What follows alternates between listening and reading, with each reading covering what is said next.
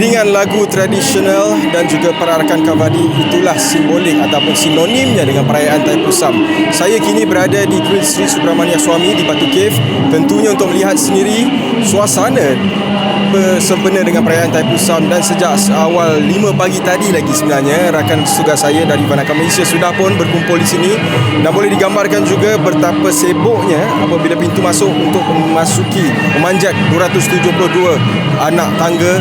Dikatakan begitu sesak sampailah sehingga jam 10 pagi tadi, dan kini berada di sini sehinggalah jam 12.30 hari. Saya masih lagi berada di sini untuk melihat sendiri perkembangan sambutan Thaipusam di Batu Cave ini, yang mana kalau kita lihat beberapa jalan ditutup untuk menandakan betapa sibuknya. Dan ini bukan kali pertama saya berada di sini untuk melakukan tinjauan, kerana ini sudah beberapa kali sebenarnya, dan boleh dikatakan tahun ini agak lebih sibuk, yang mana boleh digambarkan lebih kurang 2 juta pengunjung, tidak kira lah ribuan, termasuklah penganut agama Hindu dan juga pelancong dalam dan juga luar negara, untuk menyaksikan sendiri bagaimana untuk mendalami lagi perayaan dan juga sambutan Thaipusam ini.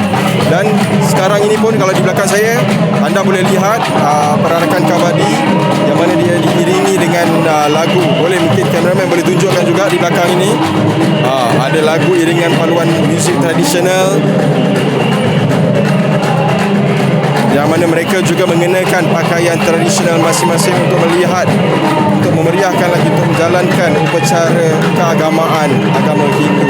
Dan di sini juga mereka bukan sahaja datang untuk menebus dosa ataupun bernazar, malah ada juga yang dari luar negara datang untuk menyaksikan sendiri bagaimana penganut agama Hindu meraihkan Thaipusam, lebih-lebih lagi di ibu kota Kuala Lumpur di Batu Cave sendiri. Dan ini setakat jam 12.30 hari. Apa lagi yang saya boleh kongsikan nanti akan saya kongsikan bersama anda semua di Telus Malaysia dan juga Vanaka Malaysia.